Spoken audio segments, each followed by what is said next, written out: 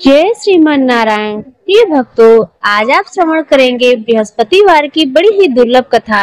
इस कथा को सुनने मात्र से सभी भक्तों की मनोकामनाएं बृहस्पति देव की कृपा से पूर्ण हो जाती है। तो आइए बड़ी ही श्रद्धा और प्रेम भक्ति भाव से इस कथा को श्रवण करते हैं। भारतवर्ष में एक प्रतापी और दानी राजा राज्य करता था। वह नित्य गरीबों और ब्राह्मणों की सहायता करता था। यह बात उसकी रानी को अच्छी नहीं लगती थी। वह ना ही गरीबों को दान देती और ना ही भगवान का पूजन करती थी और राजा को भी दान देने से मना किया करती थी। एक दिन राजा शिकार खेलने वन को गए हुए थे तो रानी महल में अकेली थी। उसी समय बृहस्पति देव साधु वेश में राजा के महल में भिक्षा लेने के लिए गए और भिक्षा मांगी तो रानी ने भिक्षा देने से इनकार कर दिया और कहा, हे साधु महाराज, मैं तो दान पुण्य से तंग आ गई हूँ। मेरा पति सारा धन लुटाते रहते हैं। मेरी इच्छा है कि हमारा धन नष्ट हो जाए, फिर न रहेगा बांस और न बजेगी बांसुरी। साधु ने कहा, देवी तुम तो बड़ी ही विचित्र हो।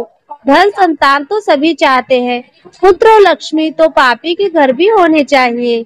यदि तुम्हारे पास अधिक धन है तो भूखों को भोजन दो, प्यासों के लिए प्याऊ बनवाओ, मुसाफिरों के लिए धर्मशालाएं खुलवाओ।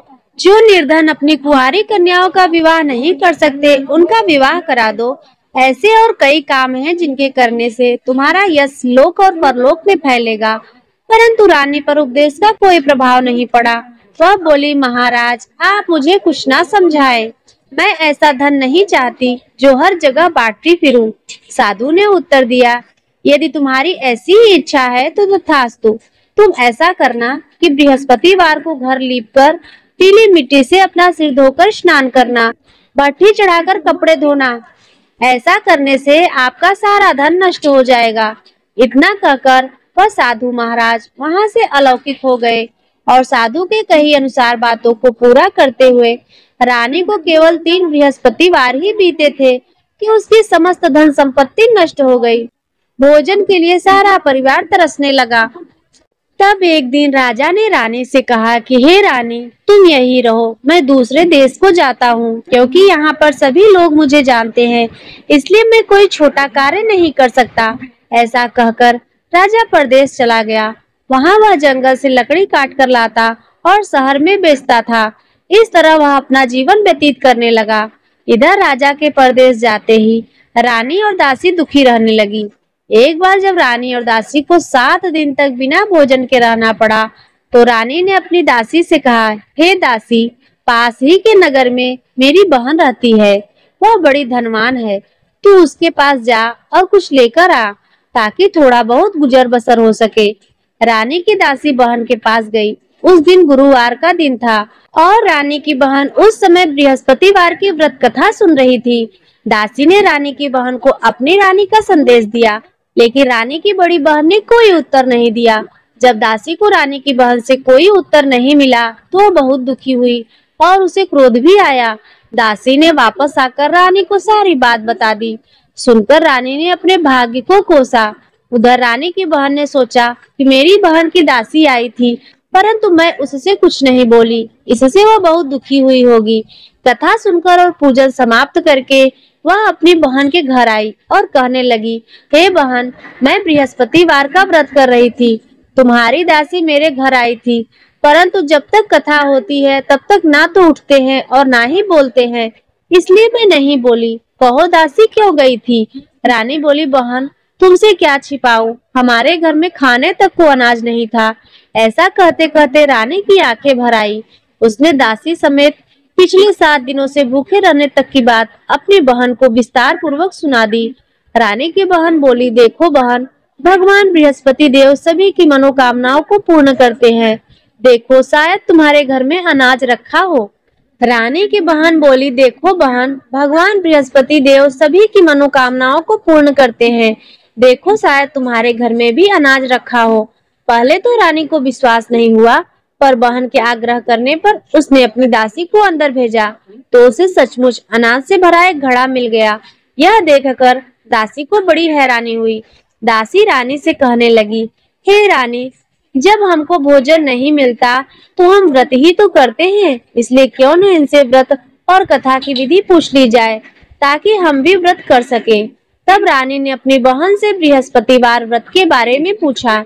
उसकी बहन ने बताया, बृहस्पतिवार के व्रत में चने की दाल और मुनक्का से विष्णु भगवान का केले के जड़ में पूजन करें तथा दीपक जलाएं, व्रत कथा सुने और पीला भोजन ही करें। इससे बृहस्पति देव प्रसन्न होते हैं। और व्रत और पूजन विधि बताकर रानी की बहन अपने घर को लौट गई। 7 दिन के बाद जब गुरुवार आया तो रानी और दासी ने व्रत रखा। गुड़साल में जाकर चना और गुड़ लेकर आई। फिर उससे केले की जड़ तथा विष्णु भगवान का पूजन किया। अब पीला भोजन कहाँ से आए, इस बात को लेकर दोनों बहुत दुखी थी, क्योंकि उन्होंने व्रत रखा था, इसलिए बृहस्पति देव उनसे प्रसन्न थे। इसलिए वे एक साधारण व्यक्ति का रूप धारण करके 2 थालों में सुंदर पीला भोजन दासी को दे गए। भोजन पाकर दासी बहुत प्रसन्न हुई और फिर रानी के साथ मिलकर भोजन ग्रहण किया। उसके बाद वे सभी गुरुवार को व्रत और पूजन करने लगी। बृहस्पति भगवान की कृपा से उनके पास फिर से धन संपत्ति आ गई, परंतु रानी फिर से पहले की तरह आलस्य करने लगी। तब दासी बोली, देखो रानी, तुम पहले भी इस प्रकार आलस्य करती थी, तुम्हें धन रखने में कष्ट होता था, इस कारण सभी धन नष्ट हो गया। अब जब भगवान बृहस्पति देव की कृपा से धन मिला है तो तुम्हें फिर से आलस्य होता है। रानी को समझाते हुए दासी कहती है, बड़ी मुसीबतों के बाद हमने यह धन पाया है, इसलिए हमें दान पुण्य करना चाहिए, भूखे मनुष्यों को भोजन कराना चाहिए और धन को शुभ कार्यों में खर्च करना चाहिए, जिससे तुम्हारे कुल का यश बढ़ेगा, स्वर्ग की प्राप्ति होगी और पितृ प्रसन्न होंगे। दासी की बात मानकर रानी अपना धन शुभ कार्यों में खर्च करने लगी, जिससे पूरे नगर में उसका यश फैलने लगा।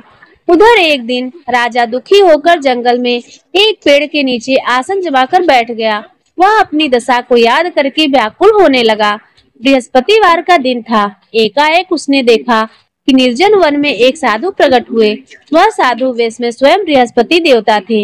लकड़हारे के सामने आकर बोले, हे लकड़हारे, इस सुनसान जंगल में तू इतना चिंता मग्न क्यों बैठा है?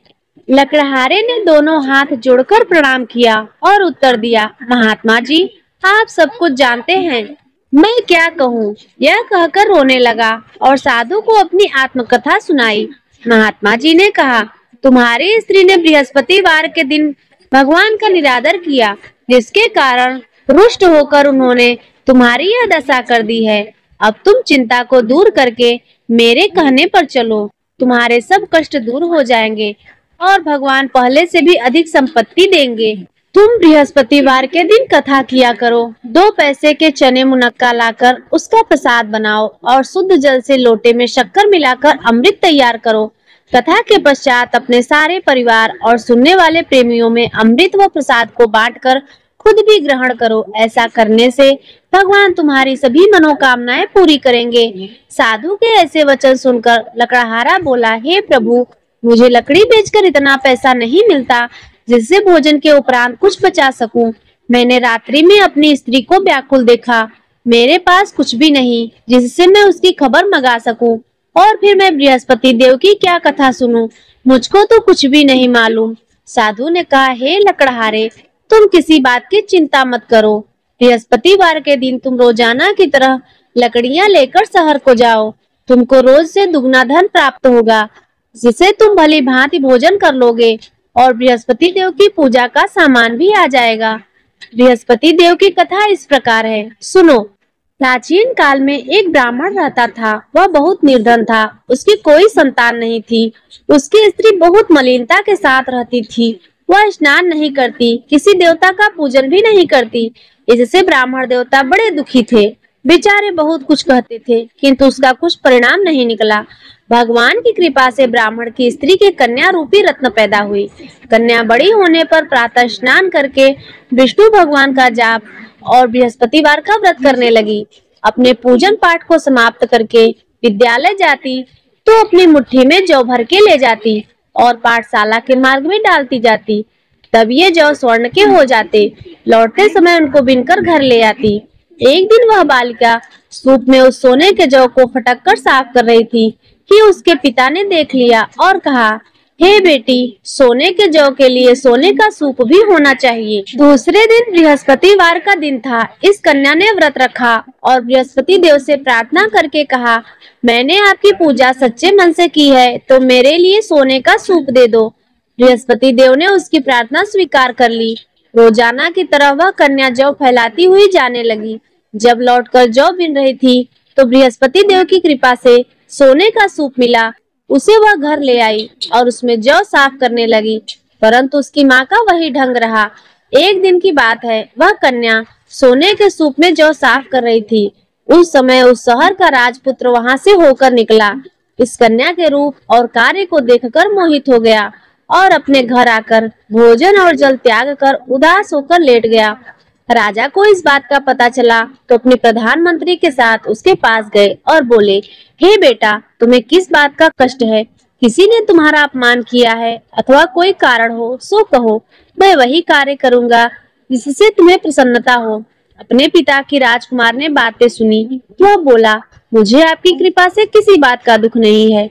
किसी ने मेरा अपमान नहीं किया है, परंतु मैं उस लड़की से विवाह करना चाहता हूँ जो सोने के सूप में जौ साफ कर रही थी। यह सुनकर राजा आश्चर्य में पड़ गया। बोला, हे बेटा, इस तरह की कन्या का पता तुम ही लगाओ, मैं उसके साथ तेरा विवाह अवश्य ही करवा दूंगा। राजकुमार ने उस लड़की के घर का पता बताया। तब मंत्री उस लड़की के घर गए और ब्राह्मण देवता को सभी हाल बताया। ब्राह्मण देवता राजकुमार के साथ अपनी कन्या का विवाह करने के लिए तैयार हो गए तथा विधि विधान के अनुसार ब्राह्मण की कन्या का विवाह राजकुमार के साथ हो गया। कन्या के घर से जाते ही पहले की भांति उस ब्राह्मण देवता के घर में गरीबी का निवास हो गया। अब भोजन के लिए अन्न भी बड़ी मुश्किल से मिलता था। एक दिन दुखी होकर ब्राह्मण देवता अपनी पुत्री के पास गए। बेटी ने पिता की दुखी अवस्था को देखकर अपनी माँ का हाल पूछा। तब ब्राह्मण ने भी सभी हाल कहा। कन्या ने बहुत सा धन देकर अपने पिता को विदा कर दिया। इस तरह ब्राह्मण का कुछ समय सुखपूर्वक व्यतीत हुआ। कुछ दिन के बाद फिर वही हाल हो गया।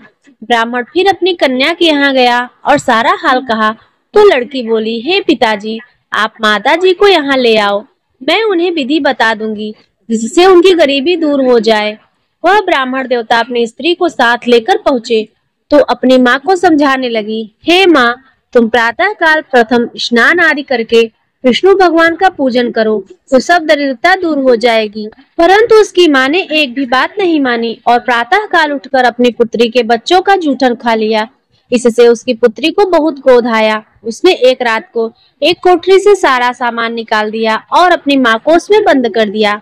प्रातः उसमें से उसे निकाला तो स्नान आदि कराकर पूजा पाठ करवाया तो उसकी माँ की बुद्धि ठीक हो गई। इसके बाद वह नियम से पूजा पाठ करती और प्रत्येक बृहस्पतिवार को व्रत रखने लगी। इस व्रत के प्रभाव से उसके माता और पिता बहुत धनवान और पुत्रवान हो गए और बृहस्पति देवता के प्रभाव से इस लोक के सुख को भोग कर अंत में स्वर्ग को प्राप्त हुए। इस तरह कथा कहकर साधु देवता वहां से अंतर्ध्यान हो गए। धीरे धीरे समय व्यतीत होने पर फिर वही बृहस्पतिवार का दिन आया। लकड़हारा जंगल से लकड़ी काट कर लाता किसी शहर में बेचने गया।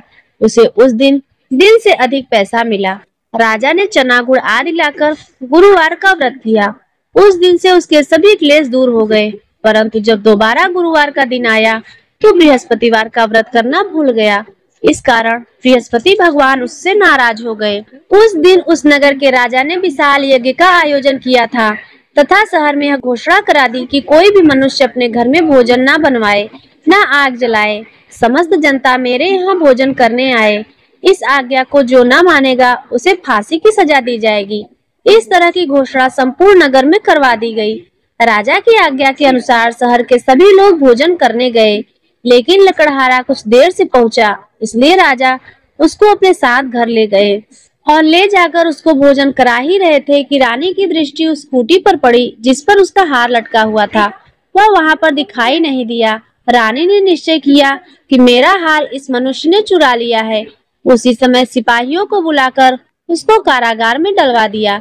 जब लकड़हारा कारागार में पड़ गया और बहुत दुखी होकर विचार करने लगा कि न जाने कौन से पूर्व जन्म के कर्म से मुझे यह दुख प्राप्त हुआ है, और उसी साधु को याद करने लगा जो जंगल में मिला था। उसी समय तत्काल बृहस्पति देव साधु के रूप में प्रकट हुए और उसकी दशा को देखकर कहने लगे, अरे मूर्ख, तूने बृहस्पति देव की कथा नहीं करी, इस कारण तुझे दुख प्राप्त हुआ है। अब चिंता मत कर, बृहस्पतिवार के दिन कारागार के दरवाजे पर 4 पैसे पड़े मिलेंगे, उनसे तू बृहस्पति देव की पूजा करना, तेरे सभी कष्ट दूर हो जाएंगे। बृहस्पतिवार के दिन उसे 4 पैसे पड़े मिले। लकड़हारे ने कथा कही। उसी रात्रि को बृहस्पति देव ने उस नगर के राजा को स्वप्न में कहा, हे राजा, तुमने जिस आदमी को कारागार में बंद किया है वह निर्दोष है, वह राजा है, उसे छोड़ देना। रानी का हार उसी खूंटी पर लटका है, अगर तू ऐसा नहीं करेगा तो मैं तेरे समस्त राज्य को नष्ट कर दूंगा। इस तरह रात्रि के स्वप्न को देखकर राजा प्रातः काल उठा और खूंटी पर हार देखकर उस लकड़हारे को बुलाकर क्षमा मांगी और लकड़हारे को योग्य सुंदर वस्त्र आभूषण देकर विदा किया। बृहस्पति देव की आज्ञा के अनुसार लकड़हारा अपने नगर को चल दिया। राजा जब अपने नगर के निकट पहुंचा तो उसे बड़ा ही आश्चर्य हुआ। नगर में पहले से भी अधिक बाग, तालाब, कुएं तथा बहुत सी धर्मशालाएं, मंदिर आदि बन गए थे। राजा ने पूछा, यह किसका बाग और धर्मशाला है? तब नगर के सभी लोग कहने लगे, यह सब रानी और बादी के हैं। तो राजा को आश्चर्य हुआ और क्रोध भी आया। जब रानी ने यह खबर सुनी कि राजा आ रहे हैं तो उन्होंने दासी से कहा, हे दासी, देख राजा हमको कितनी बुरी हालत में छोड़ गए थे, हमारी ऐसी हालत देखकर वह लौट न जाए, इसलिए तू दरवाजे पर खड़ी हो जा। आज्ञा के अनुसार दासी दरवाजे पर खड़ी हो गई। राजा आए तो उन्हें अपने साथ ले आई। तब राजा ने क्रोध करके अपने रानी से पूछा, यह धन तुम्हें कैसे प्राप्त हुआ है? तब उन्होंने कहा, हमें यह सब धन बृहस्पति देव की इस व्रत के प्रभाव से प्राप्त हुआ है। राजा ने निश्चय किया कि 7 रोज बाद तो सभी बृहस्पति देव का पूजन करते हैं, परंतु मैं प्रतिदिन दिन में 3 बार कथा कहूंगा और रोज व्रत किया करूंगा। अब हर समय राजा के दुपट्टे में चने की दाल बंधी रहती और दिन में 3 बार कथा कहते। एक रोज राजा ने विचार किया कि चलो अपनी बहन के यहाँ हो आवे। इस तरह निश्चय करके राजा घोड़े पर सवार होकर अपनी बहन के यहाँ चलने लगा। मार्ग में उसने देखा कि कुछ आदमी एक मुर्दे को लिए जा रहे हैं। उन्हें रोककर राजा कहने लगा, अरे भाइयों, मेरी बृहस्पति देव की कथा सुन लो। वे बोले, लो, हमारा तो आदमी मर गया है, इसको अपनी कथा की पड़ी है। परंतु कुछ आदमी बोले, अच्छा कहो, हम तुम्हारी कथा भी सुन लेंगे।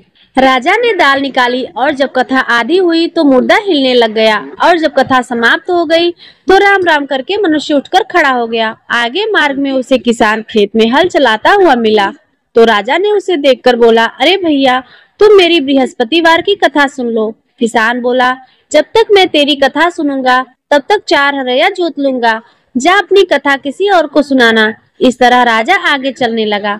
राजा के हटते ही बैल पछाड़ खाकर गिर गए और किसान के पेट में बड़ी जोर का दर्द होने लगा।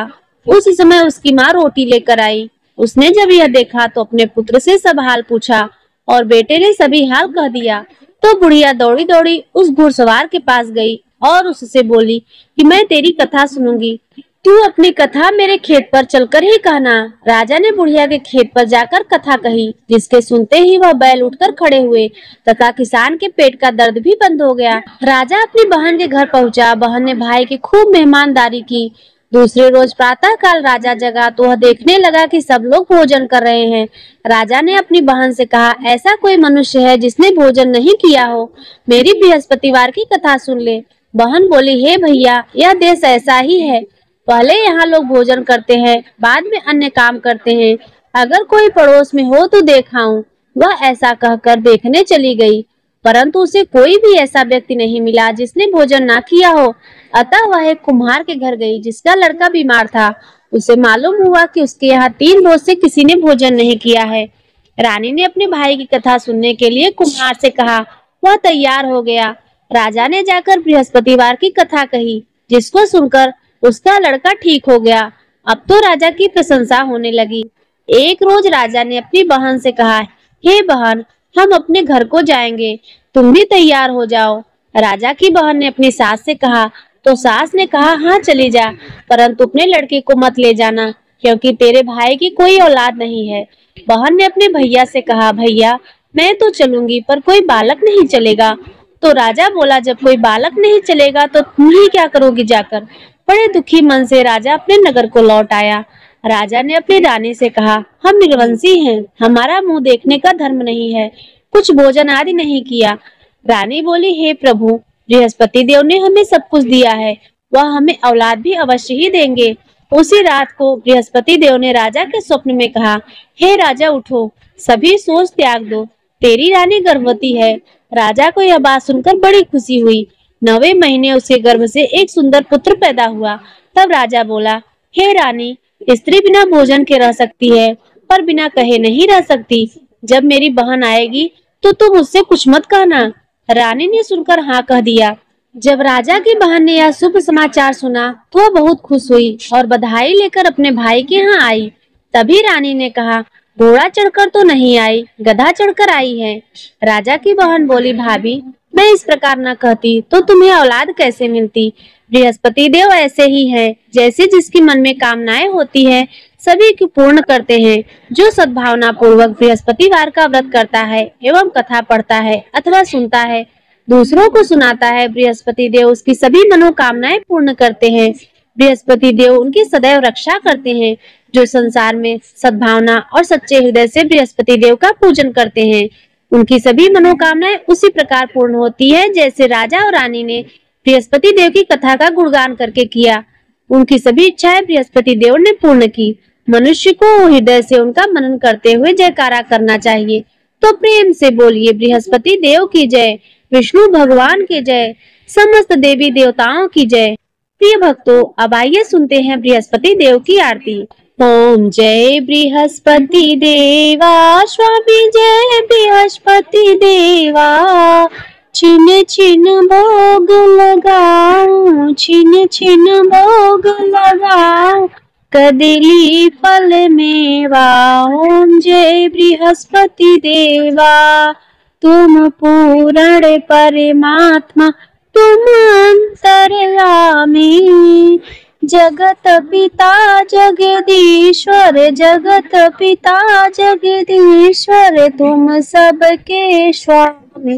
ओम जय बृहस्पति देवा, चरणामृत निज निर्मल, सब पातक हरिता। सकल मनोरथ दायक, सकल मनोरथ दायक, कृपा करो भरता। ओम जय बृहस्पति देवा, तन मन धन अर्पण कर जो जन शरण पड़े। प्रभु प्रगट तब हो करे, प्रभु प्रगट तब हो करे, आकर द्वार खड़े। ओम जय बृहस्पति देवा, दीन दयाल दया निधि भक्तन हितकारी। पाप दोष सब हरता, पाप दोष सब हरता, भव बंधन हारी। ओम जय बृहस्पति देवा, सकल मनोरथ दायक, सकल मनोरथ दायक, सब संशय तारो। विषय विकार मिटाओ, विषय विकार मिटाओ, संतन सुखकारी। ओम जय बृहस्पति देवा, जो कोई आरती तेरी प्रेम सहित गावे। ज्येष्ठानंद बंद सो निश्चय ही पावे। ओम जय बृहस्पति देवा, ओम जय बृहस्पति देवा, स्वामी जय बृहस्पति देवा। छिन छिन भोग लगाऊं, छिन छिन भोग लगाऊं, कदली फल मेवा। ओम जय बृहस्पति देवा। तो प्रेम से बोलिए भगवान बृहस्पति देवता की जय, प्रेम से बोलिए श्री लक्ष्मी नारायण की जय। प्रिय भक्तों, आज की कथा यदि आपको अच्छी लगी हो तो वीडियो को लाइक कर दीजिए, चैनल पर पहली बार आए हो तो सब्सक्राइब कर दीजिए और कमेंट में जय श्री हरि विष्णु अवश्य लिखिए। और इसके साथ ही यदि आपको चातुर्मास की कथा सुनने में रुचि है तो हमारी और भी वीडियो जो कि हम चातुर्मास की कथाएं अपलोड करते हैं उसको अवश्य ही सुनिए।